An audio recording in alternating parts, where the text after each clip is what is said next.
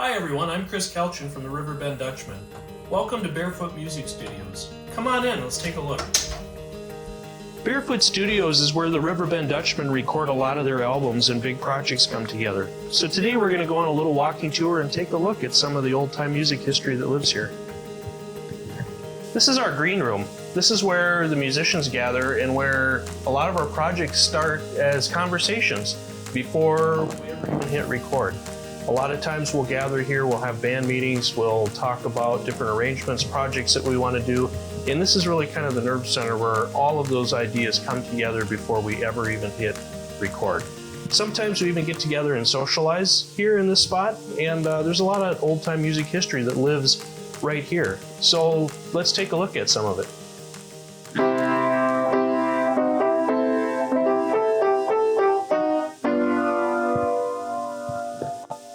This is our upright Wurlitzer piano. This is where a lot of arrangements start, where we start working through different parts and figuring out different parts. And it's really where a lot of the projects start before they ever even see a microphone. We also have a lot of our old-time collectible posters right here above the piano. These posters aren't just decorations, they're original dance band posters from the height of the ballroom era.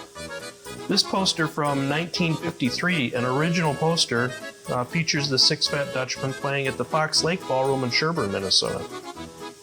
This one here dates to 1948, features Whoopie John Wilpart. Whoopie John wasn't just popular, he really helped define what old-time music was supposed to sound like. This poster's from the Six Fat Dutchmen in 1957, so a little bit later. But by 1957, you can start to see sponsorships like Shell's Beer in this case appearing on posters. And that really tells the story about how deeply old-time music was tied to the local business community. The poster dating back to 1956 is a really unique poster. It features two major bands, Elmershide and Ray Dorschner's Rainbow Valley Dutchmen, playing at a Battle of the Bands event at the Cinderella Ballroom in Appleton, Wisconsin. This wasn't a casual dance, this was an event, and man, it would have been cool to be there. This is Babe Wagner from New Ulm, Minnesota. Babe, of course, was the leader of the Babe Wagner Band, and this is an original glossy 8x10 photograph from 1949 that was given to me by my grandmother. So it's kind of cool that my family's directly connected in that way. Babe ran one of the most important regional bands of his time and really was kind of one of the groundbreakers of what old-time music has become today. A lot of his arrangements we still play at the Riverbend Dutchmen. Just beautiful, beautiful songs.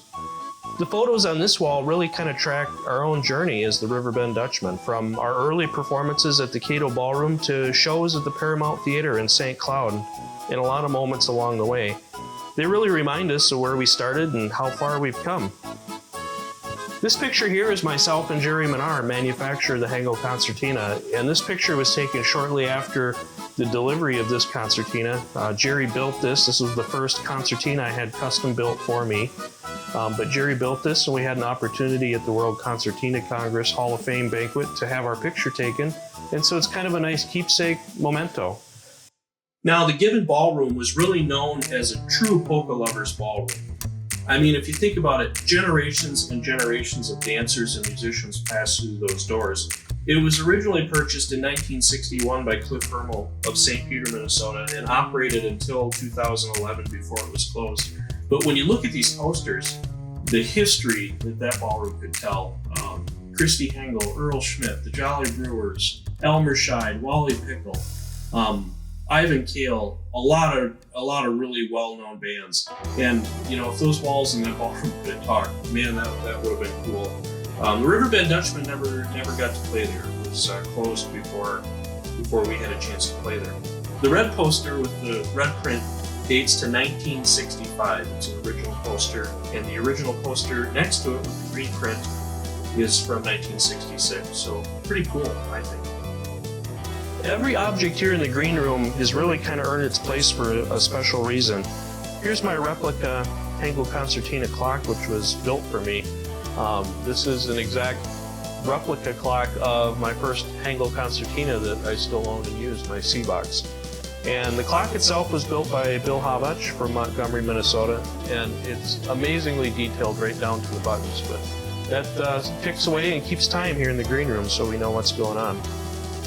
This welcome sign was given to me by Rick Kane, and it reflects a lot of the German heritage that runs through old-time music. It shows a tuba player and a concertina player, but everybody's welcome in the green room, so come on by.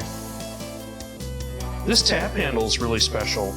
This tap handle was a beer made by Mankato Brewery, and Steve Murphy, who is a friend of mine, inductee into the Minnesota Music Hall of Fame, all-around good guy, one of the nicest people you'd ever want to meet in the world, died of cancer. And in 2021, the Mankato Brewery dedicated a beer to him to celebrate Ribfest. And so this is the Steve Murphy Ribfest beer tap handle from the Mankato Brewery in 2021. This Corvette's kind of a unique piece, but it's in here for a reason. This was a gift to me from fellow musician and very good friend, Greg George. Greg is going to appear as a guest musician on our upcoming album, Dutchmen on Parade. But this is an original collectible Corvette from 1978. I have the original box, and you can't really see it, but inside is a bottle container, and it contains original 1978 vintage Jim Beam Kentucky bourbon. And so it's unopened, it's absolutely mint, but it's really kind of a cool piece. So it's the year I was born, and I love Corvettes, and it was from my friend Greg, so can't ask for anything more or better than that. We've got an unopened can of Shell's beer commemorating New Ulm's Heritage Fest from 1980, and a whole lot of beer steins. Some of these steins were handed down from my great-grandfather and came from Germany. Others came from Oktoberfest that we've played over the years, and a few are some Riverbend Dutchmen beer steins that people can buy on our website. You'll also find some railroading history here in the green room. This Lionel train was originally a Christmas gift to my grandfather from my great-grandfather when he returned home from the Korean War in 1953. Railroading really runs deep in our family. Both my grandfather and great-grandfather worked for the Chicago and Northwestern Railroad here in Mankato. And this original 1953 Lionel train was handed down through the generations. Here's also a picture of my dad, my grandfather, and me standing in Mankato at the depot when the Union Pacific Challenger locomotive came through Mankato. Even the bar table in the green room has a story to tell. This map shows Lake Washington and the surrounding area, and it was hand engraved. It's a little difficult to see on camera, but it's engraved and shows the lake depths underneath the epoxy coating, and the roads are on here, and it shows the location of Barefoot Studios where we are compared to the rest of the surrounding area. So that's kind of cool, I think. This is our theater room. This space is used for screenings, critical listening sessions, and experiencing music and film the way it was meant to be heard. The room is centered around a 65-inch display and a full Dolby Digital 5.1 surround sound system. This is where we evaluate music mixes, where sometimes films are screened, and a lot of sound decisions are made when it relates to film or other projects that we're working on in the studio. This particular space is also where we do a lot of recording, so we'll move the furniture around and we'll set up, and there's portable sound barriers and things that get added into here, and microphones and cables run all over, but we'll do a lot of recording in this space from time to time as well. We also keep our old-time music LP collection here.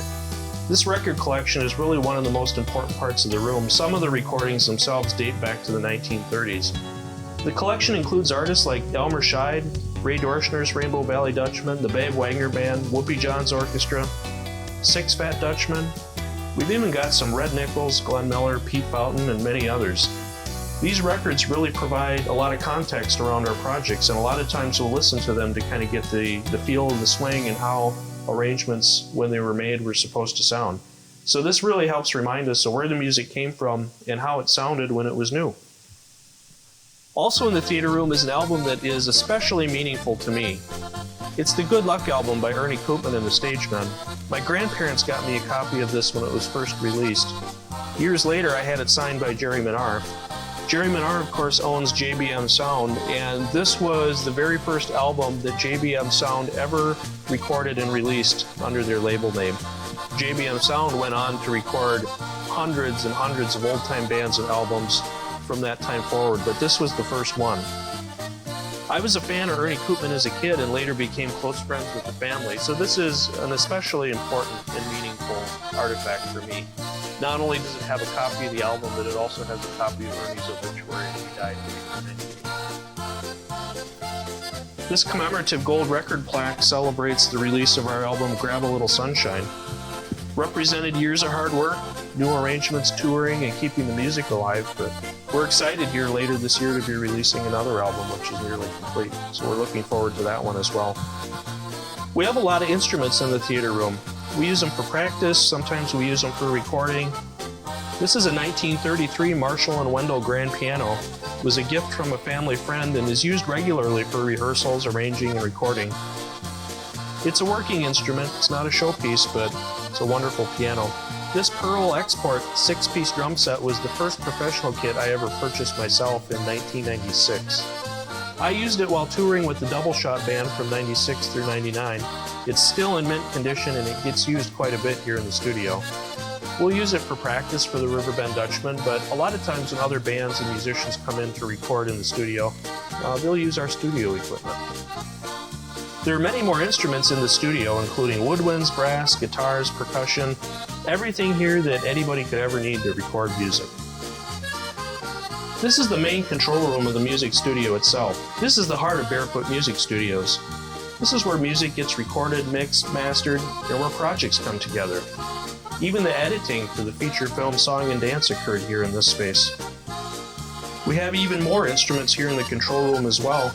We have an Alesis QS8 keyboard which features 88 weighted keys and has been used on many recordings produced here in the music studio. The control room contains the primary recording gear for projects produced here at Barefoot Studios. On the walls, we have photos that represent albums and recordings that were either created here or somehow the studio was involved in their production. Aside from the Riverbend Dutchmen albums, a lot of other bands have had their music recorded here as well. Our microphone cabinet holds dozens of professional microphones, including condenser and ribbon microphones that are used for different recording situations. There's even a unique microphone that we built ourselves to capture low-frequency instruments like the tuba, bass guitar, and drums. It's scratch-built, one of a kind, and it works amazingly well. The digital audio workstation is the brains of the studio. It's where the music is recorded, edited, mixed, and mastered. It's also where the majority of the feature film Song and Dance was edited and completed during post-production. A lot of the equipment racks contain high-end outboard recording gear, including compressors, equalizers, and preamplifiers. They really shape the sound before it ever even reaches the final mix. Barefoot Studios also has an extensive music library and records for projects that were recorded here, produced here, published here, or that the studio is somehow involved in. There's a lot of technical documentation, and it's the paper trail behind the music. It keeps track of things like copyrights and licensing and so forth. Well, I hope you've enjoyed this tour of Barefoot Music Studios today. It's really a behind-the-scenes glimpse of where all the action takes place, where band practice is, where planning meetings occur, where arrangements are discussed, and ultimately where the music is recorded. And we record that music for fans like you. So thank you for all the support and for listening to our music. We'll catch you down the road next time. Take care.